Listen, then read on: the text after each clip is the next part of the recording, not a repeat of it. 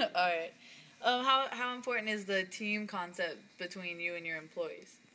Very important. Very important. You know, the team is, and it goes back, we're saying, like, the communication. There has to be, like, we have business meetings all the time. And a lot of times we just, you know, we joke around, we bullshit too, but, like, there's certain things that have to be done. And, like, so I'll approach someone and, like, hey, so, like, how's the DVD going? Or how is the social media going? Like, what have you done this week?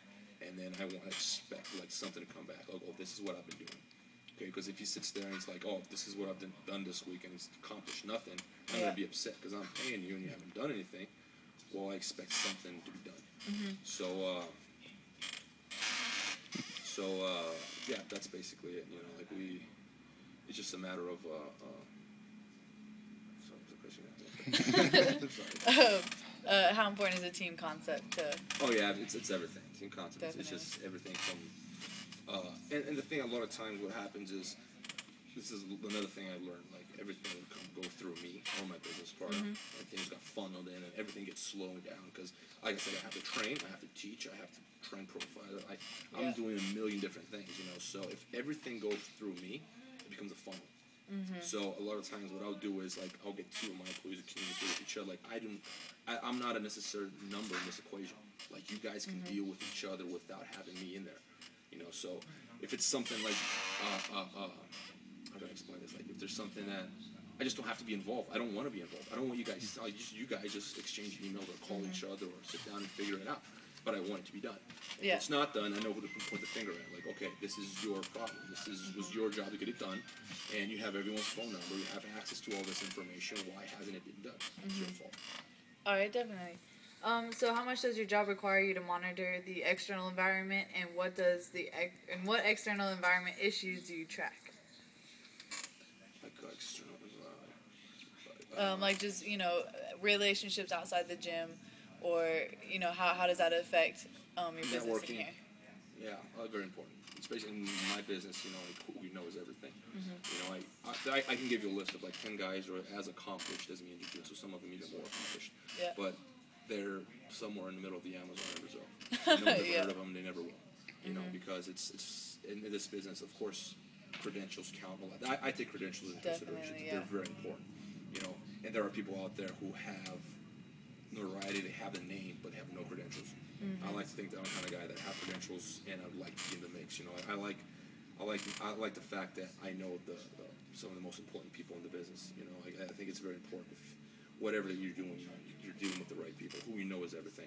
You know, you get connections, you meet the right people, you get the right sponsors, you're in the right shows, and you're doing the right things, and it's just like a snowball effect. You know, just being in the middle of the mix is very, very important. Now, if you're, like I said, in the middle of the Amazon, I don't care how talented you are, I don't care how smart you are, you're not getting up to the action. That's the main reason why I moved to Vegas, because I knew this was the heart of the whole.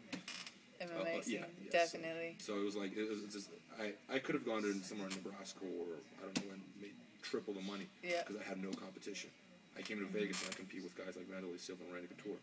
But I had that in mind. Like, if I want this to be, in the long term, if I want to build, have my operation grow and have the most successful jiu-jitsu team on the planet, I have to be in the right place at the right time. This is the perfect time, so I can meet the right people. And things have been happening. All right, so on that note, where do you plan on, you know, hopefully bringing your school within the next 5 years or so? I have even a longer, obviously the Gracie name is the biggest name in jiu-jitsu. You know, they have 100 years of history behind them. Drysdale Jiu-Jitsu has 2 years of history behind it, you know. But I want it to be that bigger. You know, that's my ambition.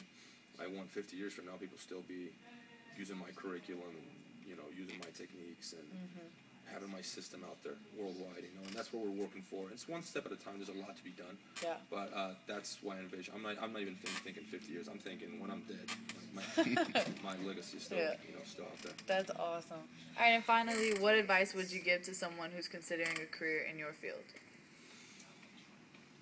Just, you know, you gotta be passionate about it. You know, don't look at the rewards. If you're doing something because you expect money, glory, fame, if you're doing it for those reasons, you're doing it for the wrong reasons. I don't think you're gonna go very far. You have to truly love what you do.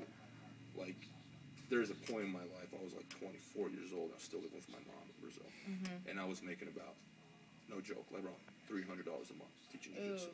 Okay, so I was barely making it. It was just like living off favors and like, you know, borrowing money all the time. And my whole family was like, Rob, you got to fix those ears, get rid of those tattoos, and get a real job.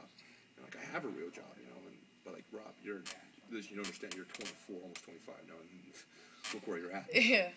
And I just didn't care. I just did not care. I was actually convinced that at one point I might end up living under a bridge. I just did not care. I was so passionate about what I did that I just did not care about the consequences. Like, I'm just going to go 100%. That's the kind of guy I am. It's all or nothing. Like, I'm going to go 100% in this business, and if it doesn't work, it doesn't. If it does, well, I'm going to be very successful. And that's the way I look at it. And fortunately, things turned out, you know, well. After I went Abu Dhabi, things changed a lot. And, so that's the kind of guy I am. I have to, you know, be very, very, I have to be passionate. Yeah, very driven, very passionate about what you do. Otherwise, you're not going to go anywhere. So that would be my advice. If you truly love it, stick to it. And I think it'd be a smart idea to have a backup plan. Yeah. Plan B, Plan C, Plan D is always good. You know, you never know what direction. I mean, I could be injured today, and that could end my career. You know, what am I going to do then? You know, like, so it's good to have something to fall back on. And but if you're truly passionate about it, you know, just train every day. Train when you're tired. Train when you don't feel like training. Train when you're sick. Train when you're injured. Train on weekends. Train when you don't want to train.